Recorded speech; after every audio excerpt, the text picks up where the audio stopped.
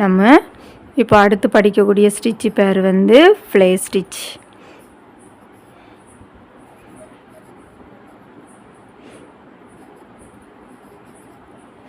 Okay, இப்போ என்ன பண்ண போகிறோன்னா ஒரு 3 லைன் போட்டுப்போம்.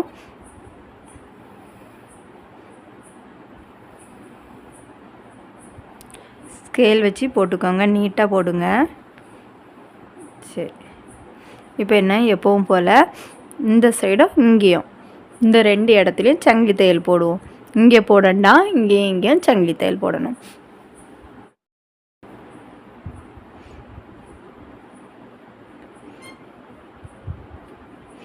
சங்கிலி தையல் போடும். எந்த ஒர்க் போட்டாலும் அவுட்லைனுக்கு ஃபஸ்ட்டு வந்து நீங்கள் வந்து சங்கிலி தையல் போடுங்க. ஒர்க்கு நீட்டாக இருக்கும். ஓகேங்களா? ஓகே, இந்த சைடு இப்போ போட்டுட்டேன்.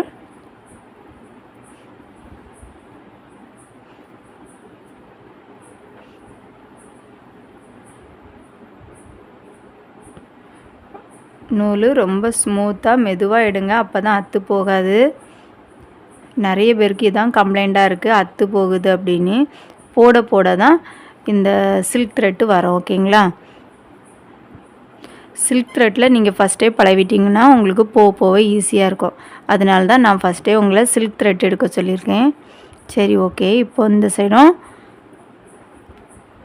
சங்கிலி தையல் போட்டோம்.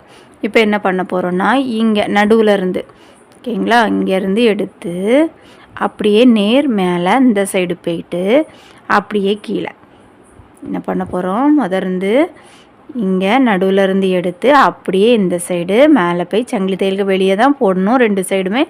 அப்படியே கீழே, ஓகேங்களா, அப்படி எடுத்துட்டு இங்கே வந்து லாக், மறுபடியும் இங்கேருந்து போட்டு அப்படியே கீழே வந்து இங்கே ஒரு லாக், நடுவில் மட்டும் லாக் போடுறோம். அப்புறம் எக்ஸ்ட்ரா ஒரு சங்கிலி தையல். ஓகேங்களா? மறுபடியும் இன்னொரு வாட்டி சொல்லேன், கவனிச்சுக்கோங்க.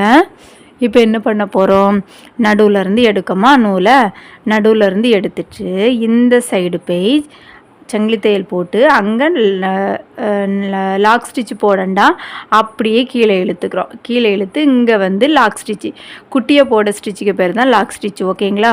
அடுத்தால இங்கே வந்து அப்படியே போட்டு அங்கேயும் லாக் ஸ்டிச்சு போடாமல் அப்படியே கீழே இழுக்கிறோம். கீழே வந்து தான் லாக் ஸ்டிச் போடணும். ஓகேங்களா? அதுக்கப்புறம் இங்கே வந்து எக்ஸ்ட்ரா ஒரு சங்கிலி தையல். மறுபடியும் அதே தான் மெயின்டைன் பண்ணணும். அங்கேருந்து அப்படி எடுத்து கீழே தான் வந்து லாக். ஓகேங்களா? அங்கேருந்து எடுத்து கீழே தான் வந்து லாக். அப்புறம் எக்ஸ்ட்ரா ஒரு சங்கிலி தையல். இந்த அளவு மட்டும் நம்மளுக்கு கரெக்டாக இருக்கணும், அப்போ தான் நீட்டாக இருக்கும் ஒர்க்கு. போடுறீங்க, அப்படியே கீழே வந்து லாக். இங்கே நம்மளுக்கு லாக்கு கிடையாது, சரியா? நடுவில் மட்டும்தான் லாக் ஸ்டிச் போடணும். அதுக்கப்புறம் இந்த கேப்பு வந்து இடைவெளிக்காக நம்ம வந்து ஒரு சங்கிலி தையல் போட்டுட்டு அதுக்கப்புறம் மறுபடியும் கீழே வந்து லாக்.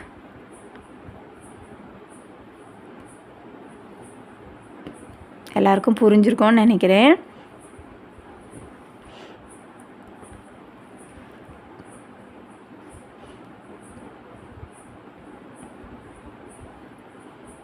இங்கே தான் வந்து 2 சைடும் லாக் போட்டுட்டு அதுக்கப்புறம் இங்கே ஒரு சங்கிலி தையல் இங்கே போடும்.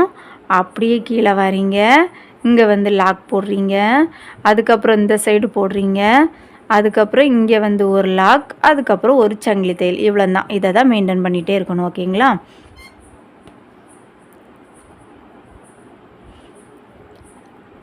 நான் வந்து லைனிங் கிளாத் எடுத்துருக்கிறதுனால எனக்கு வந்து ஹோலெல்லாம் ரொம்ப தெரியுது. நீங்கள் வந்து பாப்பிங் கிளாத்தில் பழகுங்க.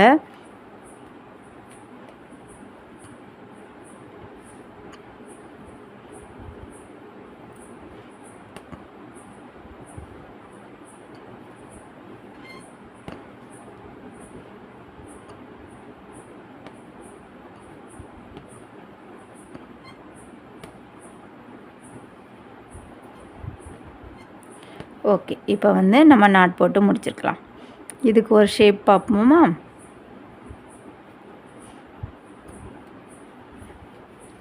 இதுக்கு என்ன ஷேப் போடலாம்?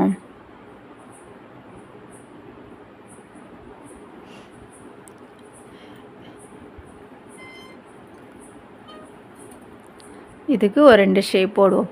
என்ன பண்ணுறீங்க, ஒரு திலகம் போட்டுக்கோங்க. ஒரு திலகத்தில் இப்போ இதை இப்படி 2ஆக பிரித்து இதிலிருந்து போட்டு இப்படி, ஓகேங்களா, இந்த மாதிரி போடுங்க. ஃபஸ்ட்டு சுற்றியும் சங்கிலி தையல் போட்டுக்கணும். சங்கிலி தையல் போட்டுட்டு தான் அதில் போடணும், ஓகேங்களா. அதுக்கப்புறம் ஒரு ஹார்ட்.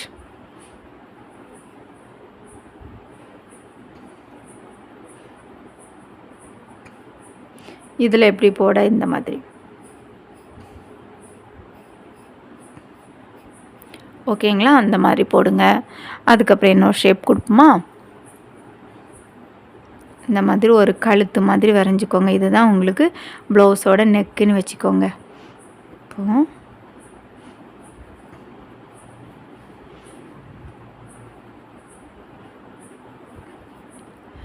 இப்போ இதில் என்னென்னு கொடுப்பீங்க, இதை வந்து நடு சென்டர் இந்த மாதிரி பிரிச்சுட்டு ஏதாவது ஒரு சைடு இங்கேருந்து இல்லைன்னா இந்த சைடுருந்து இப்போ என்ன பண்ணுறோம், இங்கேருந்து இப்படி சுற்றியும் சங்கிலி தையல் 2 சைடும் கொடுக்கணும். கொடுத்துட்டு இப்படி,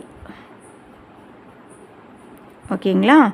ஓகே, இப்போ நம்மளுக்கு வந்து இந்த 3 ஷேப்பும் போதும் இந்த ஸ்டிச்சுக்கு.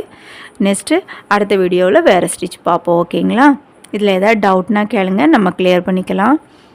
தேங்க்யூ.